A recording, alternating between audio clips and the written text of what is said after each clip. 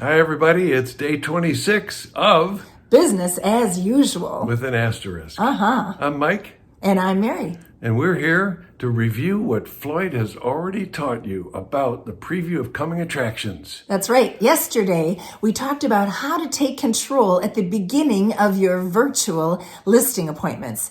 And we covered the entire first step of the POCA. Now, if you don't know what that is, you better go find day 25. So today is the second step. Start with your setup, then you go to the decision process. You look at the visual, it says the decision process, step 1, 2, 3, 4, 5, then a line, and at the bottom it says mutual decision. So that's where we're leading people through. Here's our agenda for the night, and what it will lead us to or result in is a mutual decision. So this takes all the pressure off and it gives you control of the appointment so that the seller understands where you are at in the process at any given moment. So rather than rattling off the 5 items or letting the seller read them for themselves, you're going to actually convince the seller that this is the right order and that they want you to do each step, that they see the benefit and sometimes even the loss of not doing one of those steps.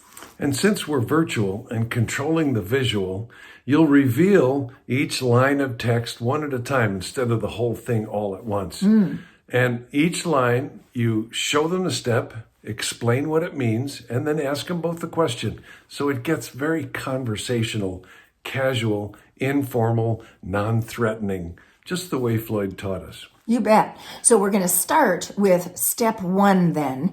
So we've just finished the setup, which was yesterday's recording, day 25. And now we say, so may I share with you our 5-step system? It's step 1 is, what are your concerns? I'm going to ask you some questions about what's important to you in the sale of your home. See, more important than the house is what's important to you. So if we could start there, that's going to save us both a lot of time. So any problem with answering some questions up front, Mr. Seller? How about you, Mrs. Seller? And now you'll see on my sheet, it says the second step is to analyze the property. Now that's a little different virtually. So this is when you're going to say, step 2 would be for me to take a look around your house. Now normally I would be at the kitchen table and stand up and do that. However, as you know, I asked you a whole ton of questions over the phone before scheduling the appointment today. You may or may not have walked through the property with the seller on FaceTime. And some of the appointments that you do now virtually are people that you've walked through that house several weeks ago or several months ago. And so you might just be able to skip all of step 2, analyze the property. And on the other hand, this might be where you ask the seller to stand up and look around the house. So that's the dialogue I will use now. As you see, Mr. and Mrs. Seller, step 2, analyze the property. This is where I would normally walk through your house and make sure that I didn't miss something that might actually add to the value of your property. So I'm going to have you do that with me on FaceTime when we get ready for step 2. Fair enough?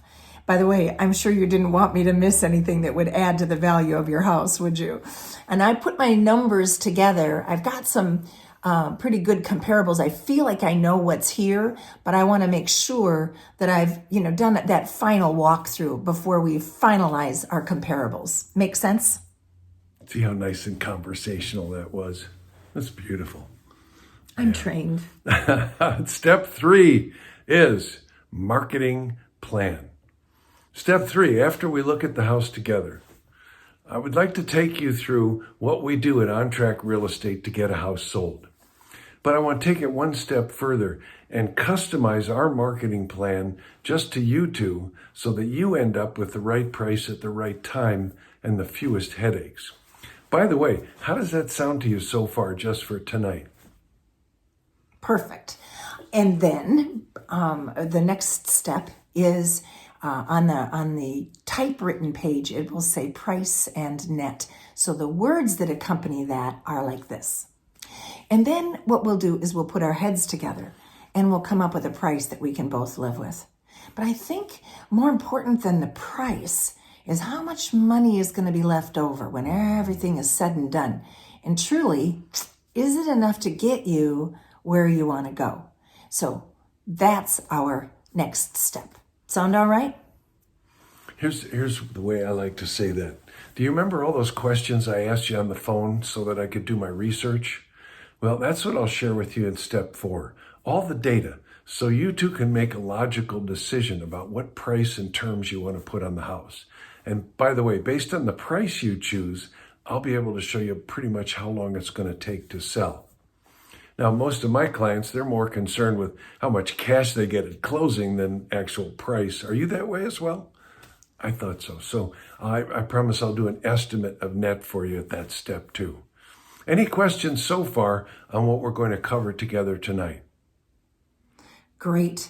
And then the final step in our process is to explain forms and talk timing, things like that. You know, we're doing our entire transaction these days virtually.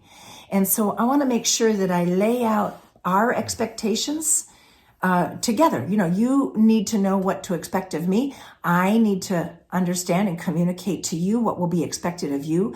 We certainly don't plan to put your family at risk in terms of health. So we've got a system for how we have buyers look at your property, how we will present offers, etc. And my final step in the process is to explain that system to you. Sound all right? All right, very good. And beautifully said. Then there's the line, and underneath it says mutual decision. I love the way you say that. What you're saying at that point, though, is essentially, if we can accomplish these 5 things together tonight, I think we'll be in a position to make a mutual decision. In other words, you'll know if I'm the right agent for you, and I'll know if I can help you. Or, and I love your little take on this. By the way, you notice we have different styles?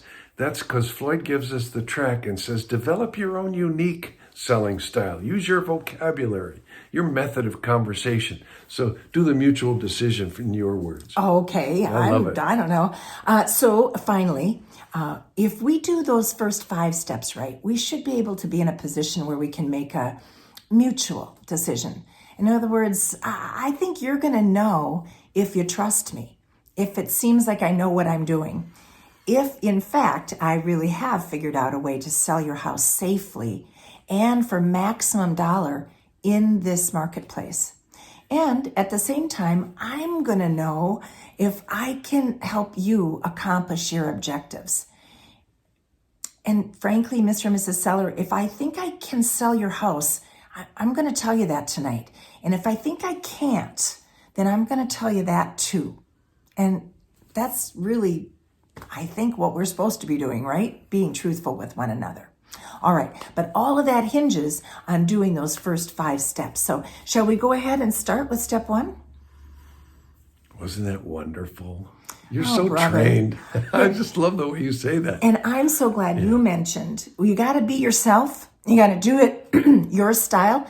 But the 5 steps are the 5 steps, modified just a little bit for this virtual world we're in. Give it a try. Find a partner and practice. Hey, there's probably someone in your house with you that would be willing to be the seller. So give it a shot, would ya? Okay. Stay safe and stay trained. We'll stay with you.